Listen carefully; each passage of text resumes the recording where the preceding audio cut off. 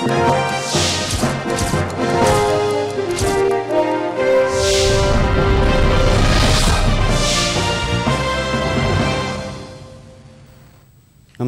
ఇది సంగతికి స్వాగతం. ధ్వని కంటే వేగంగా ప్రయాణం, భారీ ఆయుధాలను మోసుకెళ్లే సామర్థ్యం, అత్యాధునిక రాడార్ వ్యవస్థ, ఇలా దేశ రక్షణకు అవసరమయ్యే అనేక సదుపాయాలతో తయారైన ఓ యుద్ధ విమానం వాయుసేన అమ్ముల పొదిలో చేరేందుకు సిద్ధమైంది. స్వతంత్రం రాకముందు నుంచే సేవలందిస్తోన్న వైమానిక దళంలో కాలం చెల్లిన మిగ్ విమానాలను భర్తీ చేసేందుకు వస్తోన్న ఆ తేజోమయ యుద్ధ విమానమే తేజస్. తొలిసారిగా పూర్తి స్వదేశీ పరిజ్ఞానంతో రూపొందిన తేలికపాటి యుద్ధ విమానం ఇది. 3 దశాబ్దాలుగా తేలికపాటి యుద్ధ విమానాల తయారీపై భారత శాస్త్రవేత్తలు చేస్తున్న కృషి ఫలితమే ఈ తేజస్. దేశవ్యాప్తంగా వివిధ ప్రాంతాల్లో అసాధారణ వాతావరణ పరిస్థితుల్లో నిర్వహించిన 2400కు పైగా వైమానిక పరీక్షల్లో సత్తా చాటిన ఘనత తేజస్ సొంతం. దేశ రక్షణ వ్యవస్థను శత్రు దుర్భేద్యం చేయడంలో అత్యంత కీలకంగా మారనున్న తేజస్ యుద్ధ విమానం గురించి మరిన్ని ఆసక్తికర వివరాలు ఇప్పుడు తెలుసుకుందాం.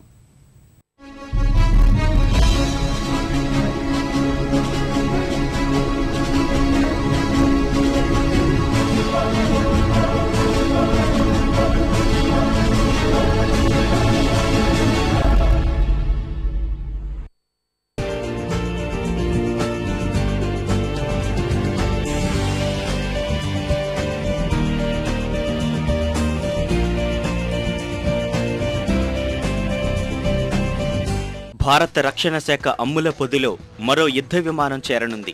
తొలిసారిగా పూర్తి స్వదేశీ పరిజ్ఞానంతో రూపొందించిన తేలికపాటి యుద్ధ విమానం LCA తేజస్ మార్క్ 1 దేశ రక్షణ కోసం సేవలందించేందుకు సిద్ధమైంది. ధ్వని కంటే ఎక్కువ వేగంతో ప్రయాణించే తేజస్ కు రక్షణ పరిశోధన అభివృద్ధి సంస్థ DRDO, ఏరోనాటికల్ అభివృద్ధి సంస్థ EDA, Hindustan aeronautical limited HAL సంయుక్తంగా 2011లోనే ఆమోదముద్ర వేశాయి. ఇప్పటి వరకు నిర్వహించిన 2400కు పైగా వైమానిక పరీక్షల్లో సత్తా చాటిన తేజస్ బెంగళూరులో జరిగే ప్రాథమిక నిర్వహణ అనుమతుల పరీక్ష IOC 2 తర్వాత వాయుసేనలోకి లాంఛనంగా ప్రవేశించనుంది.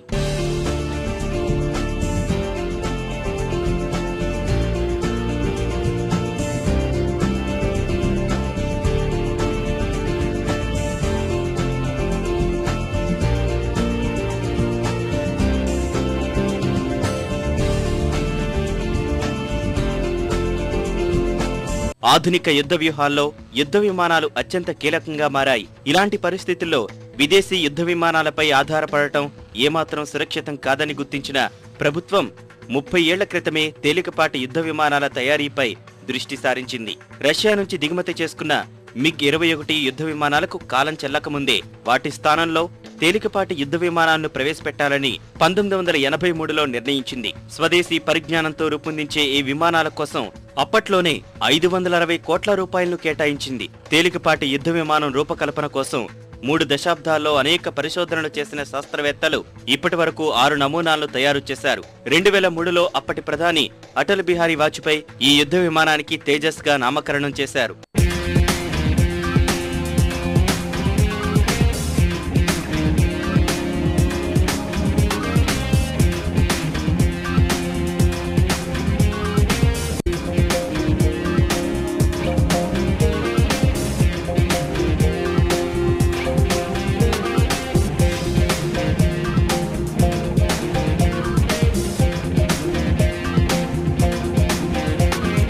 అన్ని రకాల వాతావరణ పరిస్థితులను తట్టుకోవడం తేజస్ ప్రత్యేకత.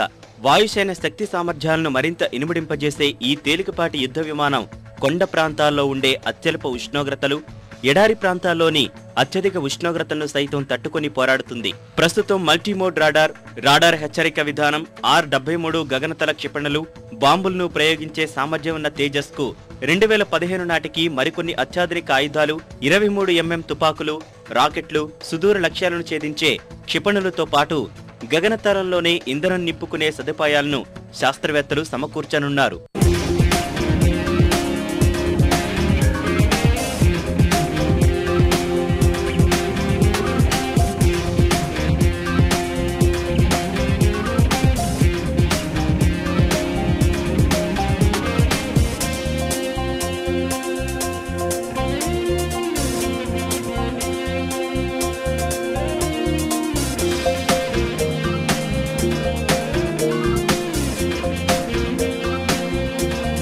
ప్రస్తుతం వాయుసేనలో ఉన్న MiG-21 విమానాలను తేజస్ పూర్తి స్థాయిలో భర్తీ చేయనుంది. అనేక కారణాల వల్ల ఇప్పటికీ దాదాపు 250 MiG-21 విమానాలు వాయుసేన ఆధ్వర్యంలోనే ఉన్నాయి. వీటి స్థానంలో తేజస్ను తీసుకురావాలని గత కొన్నేళ్లుగా రక్షణ శాఖ ప్రయత్నిస్తున్న వివిధ సాంకేతిక కారణాలతో అది ఆలస్యమవుతోంది. ఇటీవల లెహ్, జామ్నగర్, జైసల్మేర్, ఉత్తరలాయ్, గ్వాలియర్, పతంకోట్, గోవాల్లో వాయుసేన నిర్వహించిన అన్ని రకాల పరీక్షల్లోనూ తేజస్ సత్తా చాటింది. ఆయుధ సామర్థ్యం, లక్ష్య ఛేదన ఇలా అన్నింటిలోనూ MiG-21 కంటే తేజస్ అత్యంత సమర్థంగా పనిచేస్తోంది. వాయుసేన అవసరాలకు అనుగుణంగా రూపొందించిన తేజస్ తప్పకుండా మిగ్ విమానాల స్థానాన్ని భర్తీ చేస్తుందని వైమానిక దళ ప్రధానాధికారి ఎయిర్ చీఫ్ మార్షల్ ఎన్ఏకే బ్రౌనే ధీమా వ్యక్తం చేశారు. See, the MiG-21, the Type 77 has been phased out, which was undergoing training at the operational conversion unit in Kalaikunda, and in its place, as you know, that the light combat aircraft, the Tejas, is achieving the initial operation clearance produced by HAL. So we'll have 2 squadrons of the LCA Mark 1. దేశ రక్షణలో అత్యంత కీలక పాత్ర పోషించే తేలికపాటి యుద్ధ విమానాల ప్రాజెక్టుపై కేంద్రం ఎప్పటికప్పుడు భారీగానే నిధులు కేటాయిస్తోంది. 30 ఏళ్లలో 17,000 కోట్లకు పైగా నిధులు ఈ యుద్ధ విమానాల కోసం ఖర్చు చేశారంటే ఈ ప్రాజెక్టుకు ప్రభుత్వం, రక్షణ శాఖ ఎంత ప్రాధాన్యమిస్తున్నాయో అర్థం చేసుకోవచ్చు. ప్రతిష్టాత్మక ఈ యుద్ధ విమానాలను HAL తయారు చేస్తోంది. ఒక్కో తేజస్కు 210 నుంచి 250 కోట్ల వరకు ఖర్చవుతోంది. 2014 నుంచి వాయుసేనకు ఈ యుద్ధ విమానాలను అందజేస్తామని HAL స్పష్టం చేసింది. తొలి దశలో ఏడాదికి 8 తేజస్సులను తయారు చేసేందుకు ప్రణాళికలు సిద్ధం చేసిన HAL ఆ తర్వాత క్రమంగా ఏడాదికి 16 యుద్ధ విమానాలు ఉత్పత్తి చేసే స్థాయిని అందుకోవాలని లక్ష్యంగా పెట్టుకుంది. దేశ రక్షణ అవసరాలు తీర్చేందుకు మొత్తం 160 తేజస్సులు కావాలని రక్షణ శాఖ HALను కోరింది. వీటిలో 120 వాయుసేనకు, 40 నావికా దళానికి కేటాయించనున్నారు. తొలి దశలో HAL అందించనున్న 20 తేజస్సులతో 2016-17 నాటికి తమిళనాడులోని సూలూరు వైమానిక స్థావరం వద్ద తొలి తేజస్ స్క్వాడ్రన్ను ఏర్పాటు చేయాలని రక్షణ శాఖ భావిస్తోంది.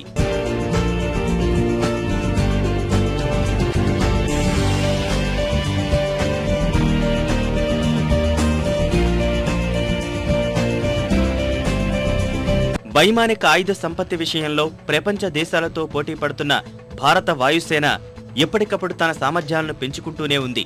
ప్రస్తుతం 130,000 మంది సిబ్బంది వాయుసేనలో పనిచేస్తున్నారు. వివిధ శక్తి సామర్థ్యాలతో కూడిన యుద్ధ విమానాలతో పాటు హెలికాప్టర్లు, రవాణా విమానాలు కలిపి మొత్తంగా 1,500 విమానాలు వాయుసేన అమ్ములు పొదిలో ఉన్నాయి. అలాంటి వాయుసేనలో ఇప్పుడు తేజస్ కూడా చేరిపోనుంది. తేజస్ విమానాల కోసం 35,000 కోట్లకు పైగా నిధులు అవసరమవుతాయని రక్షణ శాఖ అంచనా. అయితే ప్రపంచంలోని ఇతర సూపర్సోనిక్ యుద్ధ విమానాలతో పోల్చితే తేజస్కు అయిన ఖర్చు చాలా తక్కువని భారత శాస్త్రవేత్తలు విశ్లేషిస్తున్నారు.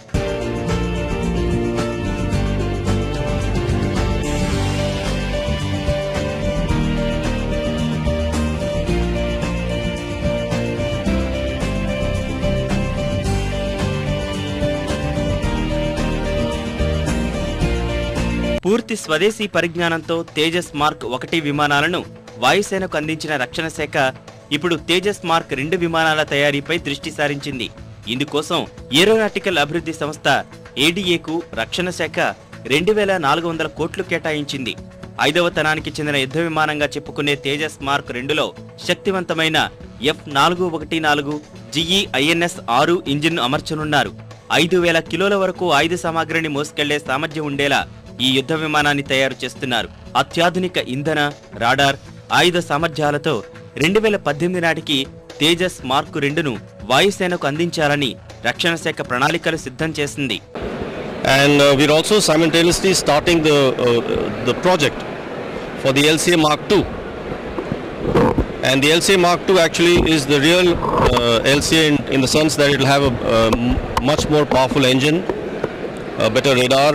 తేలికపాటి యుద్ధ విమానాలతో పాటు భారీ స్థాయి యుద్ధ విమానాలను వాయుసేన అమ్ముల పొదిలో చేర్చేందుకు రక్షణ శాఖ ప్రయత్నాలు చేస్తోంది.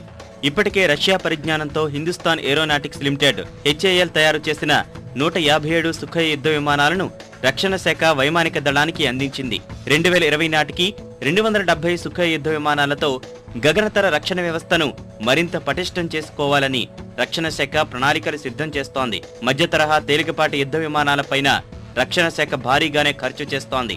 126 రఫాలే యుద్ధ విమానాల కోసం ఫ్రాన్స్తో $2,000 కోట్ల ఒప్పందాన్ని కుదుర్చుకుంది.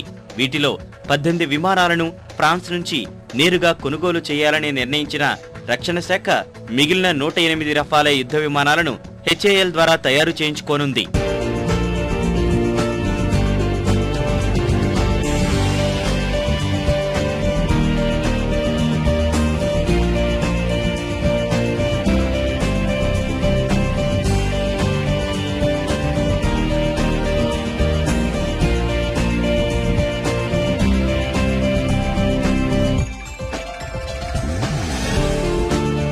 ఎప్పటికప్పుడు ఆధునికతను సంతరించుకుంటున్న భారత వైమానిక దళం మానవరహిత విమానాలను కొనుగోలు చేసింది.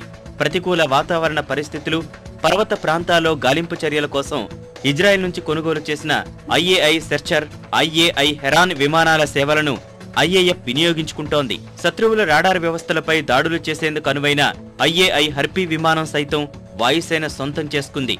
గగనతలంలో ఎలాంటి దాడులనైనా ఎదుర్కొనేందుకు రక్షణ రంగ పరిశోధన అభివృద్ధి విభాగం DRDO, Hindustan aeronautics limited, HAL, aeronautical అభివృద్ధి సంస్థ ADA సహకారంతో IAF మరిన్ని కొత్త ప్రాజెక్టులు నిర్వహిస్తోంది.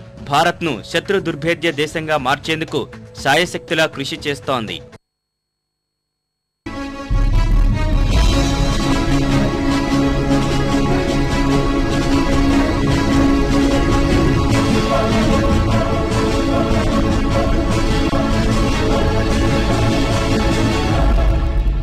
ఓ ప్రాంతంపై వరుణుడు కన్నెర్ర చేస్తే మరో ప్రాంతంపై భూమాత ఆగ్రహించింది. ఓ చోట వరదలు పోటెత్తితే మరో చోట పెనుగాలులు విధ్వంసం సృష్టించాయి. వాతావరణంలో మార్పులు, ప్రకృతికి హాని చేసేలా మానవుడి అడుగులు, ఇలా కారణం ఏదైనా ప్రపంచ దేశాల్ని 2013 సంవత్సరం వణికించింది. మనిషిపై ప్రకృతి పగబట్టిందా అన్న రీతిలో ముంచెత్తిన వరుస తుపానులు జనజీవనాన్ని అస్తవ్యస్తం చేశాయి. ఉత్తర భారతాన పోటెత్తిన వరదలు వేలాది మందిని బలి తీసుకోగా, దక్షిణ భారతంపై దండెత్తిన పెను తుపాన్లు కోట్ల రూపాయల నష్టాన్ని మిగిల్చాయి. ప్రపంచ చరిత్రలోనే శక్తివంతమైన హయన్ తుపాను ఫిలిప్పీన్స్ను పీకల్లోతు కష్టాల్లోకి నెట్టింది. యూరోప్లోని జర్మనీ, ఆస్ట్రియా, ఆసియాలోని చైనా, ఇండోనేషియా వంటి దేశాలకు 2013 సంవత్సరం తీరని శోకాన్నే మిగిల్చింది. విపత్తుల కారణంగా ధ్వంసనామ సంవత్సరంలో ప్రపంచ దేశాలు లక్షల కోట్ల రూపాయల నష్టాన్ని మూటగట్టుకున్నాయి.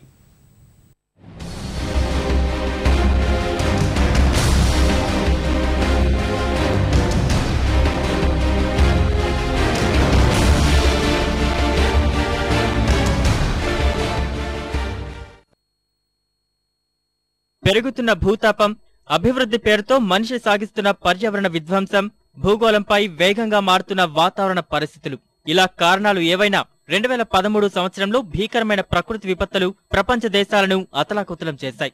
మానవుడిపై ప్రకృతి పగబట్టిందా అన్న రీతిలో వరుస తుపానులు వణికించాయి. భూకంపాలు, వేడి గాలులు, ఇసుక తుపానులు వర్ధమాన దేశాల్లోని మానవాళిని తీవ్ర ఇబ్బందులకు గురిచేశాయి.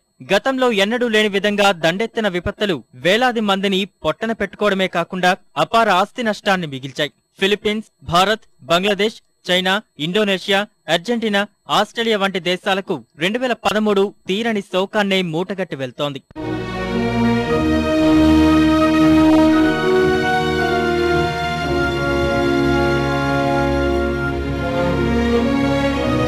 2013 సంవత్సరంలో ప్రపంచవ్యాప్తంగా సుమారు 460కి పైగా ప్రకృతి విపత్తులు సంభవించాయన్నది అంచనా. ఇందులో అధిక శాతం విపత్తులు పెనుతుపానుల రూపంలో విరుచుకుపడ్డాయి. అత్యధిక ఆస్తి, ప్రాణ నష్టం కూడా ముంచెత్తిన వరదల వల్లే జరిగిందన్నది అంతర్జాతీయ అధ్యయన సంస్థలు చెబుతున్న మాట. వరుణుడి ప్రకోపానికి మధ్య యూరప్ ప్రాంతమే అత్యధికంగా ప్రభావితమైందని, ఆ ప్రాంతంలోనే తీవ్ర ఆస్తి నష్టం సంభవించిందని నివేదికలు వెల్లడిస్తున్నాయి. ఈ ఏడాదిలో ప్రపంచవ్యాప్తంగా సంభవించిన విపత్తుల కారణంగా సుమారు $130 బిలియన్ నష్టం వాటిల్లిందన్నది బీమా సంస్థల అంచనా. ఇందులో $44 బిలియన్ మాత్రమే బీమా సంస్థలు చెల్లిస్తున్నాయి. గతేడాది బీమా సంస్థలు చెల్లించిన మొత్తంతో పోలిస్తే ఇది చాలా తక్కువ. 2012లో ప్రకృతి విపత్తుల సమయంలో బీమా సంస్థలు $81 బిలియన్ బీమా చేసుకున్న సంస్థలు వ్యక్తులు, ప్రభుత్వాలకు చెల్లించినట్లు గణాంకాలు వెల్లడిస్తున్నాయి. ఈ ఏడాది సంభవించిన ప్రళయాల్లో అత్యంత భీకరమైన వాటి జాబితాలో తుపానుల దేశం ఫిలిప్పీన్స్ ను తీవ్ర విషాదంలోకి నెట్టిన హయన్దే మొదటి స్థానం. నవంబర్లో ఆ దేశాన్ని ముంచేసిన హయన్ ప్రపంచ చరిత్రలో సంభవించిన భయంకరమైన జల ప్రళయాల్లో ఒకటిగా నిలిచింది. మధ్య ఫిలిప్పీన్స్ ప్రాంతం మొత్తాన్ని అతలకుతలం చేసిన తుపాను ధాటికి 7,000 మందికి పైగా ప్రజలు మరణించారు. ప్రభుత్వ లెక్కల ప్రకారం ఇప్పటి వరకు 6,000 మంది చనిపోయినట్లు గుర్తించినప్పటికీ ఇంకా సుమారు 2,000 మంది ఆచూకీ తెలియరాలేదు.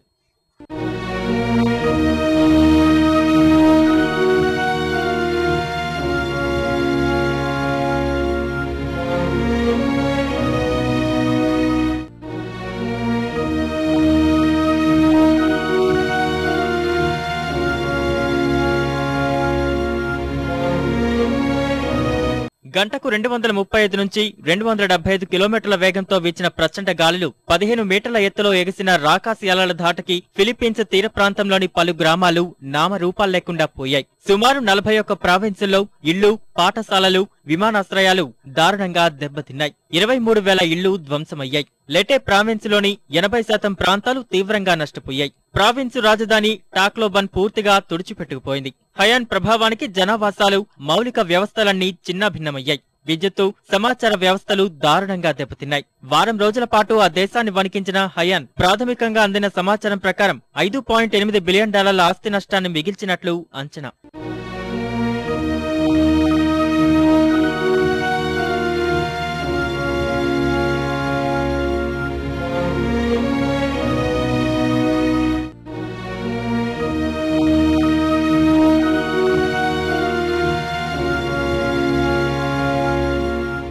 యూరోప్లోని జర్మనీ, చెక్ రిపబ్లిక్, ఆస్ట్రియా, స్విట్జర్లాండ్ వంటి దేశాలకు 2013 తీవ్ర నష్టాన్ని మిగిల్చింది. జూన్లో సంభవించిన వరదల కారణంగా భారీ ఆస్తి నష్టం సంభవించింది. ప్రాణ నష్టం తక్కువగానే ఉన్నప్పటికీ చాలా ప్రాంతాల్లో మౌలిక వ్యవస్థలు దారుణంగా దెబ్బతిన్నాయి. 2002లోనూ ఈ ప్రాంతాన్ని భారీ వరదలు ముంచెత్తినప్పటికీ ఈసారి ఆస్తి నష్టం అధికంగా ఉంది. యూరోప్లోని ప్రభావిత దేశాల్లో మొత్తం 18 బిలియన్ల ఆస్తి నష్టం జరగ్గా అందులో సుమారు $4 బిలియన్ బీమా సంస్థలు చెల్లించాయి. ఈ ఏడాది తీవ్ర గాలులు యూరోప్లో భారీ విధ్వంసమే సృష్టించాయి. జూలై నెలలో విరుచుకుపడిన తీవ్ర గాలుల ధాటికి $3 బిలియన్ ఆస్తి నష్టం సంభవించినట్లు అంచనా. మే నెలలో అమెరికాలోని ఓక్లహోమా నగరంపై విరుచుకుపడిన టోర్నడో ఆ నగరాన్ని అతలాకుతలం చేసింది.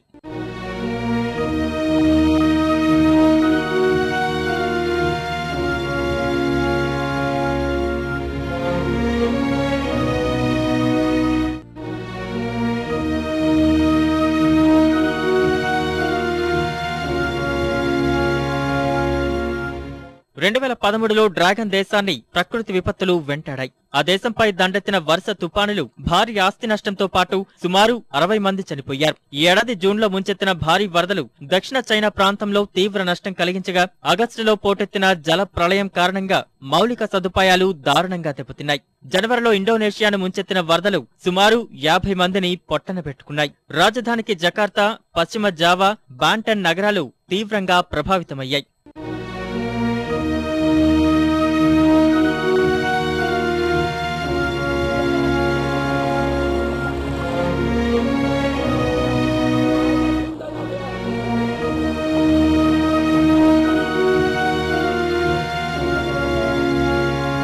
భారత్ విషయానికి వస్తే 2013 సంవత్సరం తీవ్ర విషాదాల్నే మిగిల్చిందని చెప్పాలి. దేశంపై పగబట్టిన ప్రకృతి జూన్ నెలలో ఉత్తర భారతాన్ని అతలాకుతలం చేసింది. ప్రళయ విలయ తాండవంతో ప్రపంచ పర్యాటక కేంద్రంగా ప్రఖ్యాతిగాంచిన ఉత్తరాఖండ్ మరుభూమిగా మారింది. హిమాలయ పర్వత సానువుల్లో సంభవించిన జల ప్రళయం భారీ విధ్వంసాన్ని సృష్టించింది. వరుణుడి భీభత్సానికి సుమారు 6,000 మంది చనిపోయి ఉంటారని అంచనా.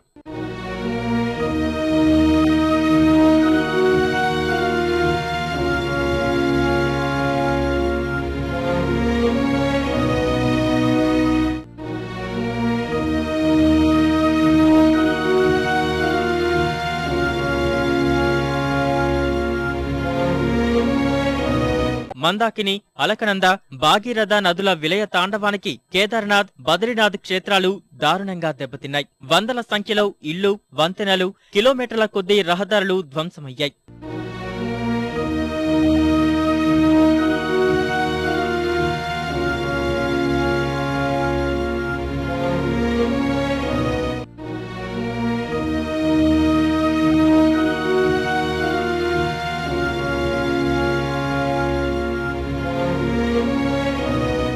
ఉత్తరాఖండ్ రాష్ట్రంపై కనీవిని ఎరుగని రీతిలో విరుచుకుపడిన వరుణుడు ఆ రాష్ట్ర పర్యాటకాన్ని దారుణంగా దెబ్బతీశాడు. పోటెత్తిన వరదల వల్ల దాదాపు 4000 గ్రామాలు తీవ్రంగా ప్రభావితమవగా అక్కడి ప్రకృతి అందాలు నామరూపాలు లేకుండా పోయాయి. ఫలితంగా కేవలం ఒక్క పర్యాటక రంగానికే సుమారు 12,000 కోట్ల రూపాయల నష్టం వాటిల్లినట్లు అంచనా. మరో 3,000 కోట్ల వరకు ప్రభుత్వ, ప్రైవేట్ ఆస్తులకు నష్టం జరిగినట్లు ప్రాథమిక నివేదికలు చెబుతున్నాయి. వరదల్లో చిక్కుకున్న వారిని రక్షించేందుకు భారత సైన్యం దేశ చరిత్రలోనే అతిపెద్ద ఆపరేషన్ నిర్వహించాల్సి వచ్చింది.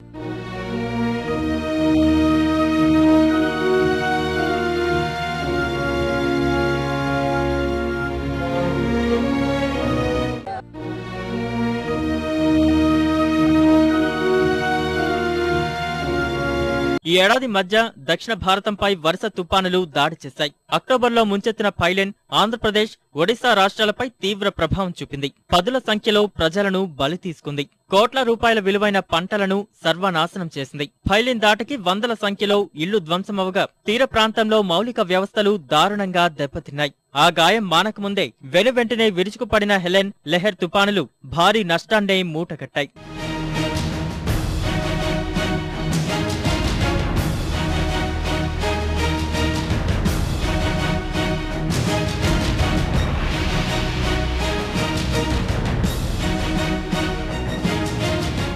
రెండు 2013 సంవత్సరంలో తుపానులు, వరదలతో పాటు భూకంపాలు, ఇసుక తుపానులు భారీ విధ్వంసాన్ని సృష్టించాయి. పాకిస్తాన్, ఫిలిప్పీన్స్, చైనా, ఇరాన్ దేశాల్లో సంభవించిన భూకంపాలు వందల సంఖ్యలో ప్రజల్ని బలి తీసుకున్నాయి. సెప్టెంబర్ నెలలో పాకిస్తాన్లో చోటు చేసుకున్న భూకంపానికి 825 మంది చనిపోయారు. ఇక ఎప్పటిలాగే ఈ ఏడాది కూడా ఆస్ట్రేలియాలో రేగిన కార్చిచ్చు భారీ ఆస్తి నష్టాన్నే మిగిల్చింది.